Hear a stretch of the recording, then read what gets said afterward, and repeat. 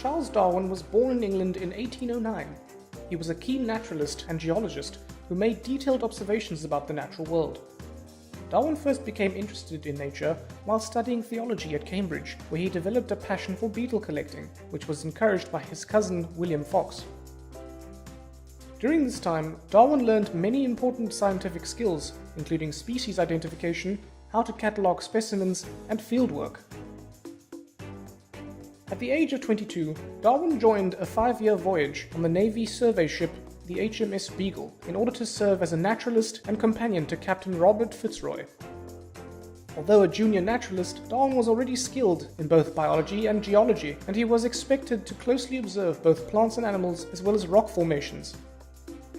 Whilst on board the Beagle, Fitzroy presented Darwin with an important book called Principles of Geology. This helped him to understand how landscapes changed as a result of geological processes and led to Darwin suggesting that coral reefs in the Pacific Ocean developed as a result of tectonic plate movement. The most famous destination during the voyage of the Beagle was the Galapagos Islands off the coast of South America, where Darwin spent 5 weeks studying a variety of animal and plant life, including finches, tortoises, and mockingbirds in particular. During the 5-year voyage of the HMS Beagle, Darwin collected thousands of natural specimens of birds, plants, and fossils from across the globe, including 13 species of finch taken from some of the Galapagos Islands. Darwin kept detailed notes of all that he saw during his long voyage, and these, together with his diaries, formed the basis of his book, Journal of Researches, which was later to become famously known as The Voyage of the Beagle. Darwin called his trip on the HMS Beagle by far the most important voyage of my life. Upon his return to the UK, Darwin became puzzled by the geographic distribution of wildlife and fossils he had collected on the voyage. He noticed that whilst there were species of animal that existed unchanged across the globe, some other species showed physical differences based on the ecological habitat from which they came.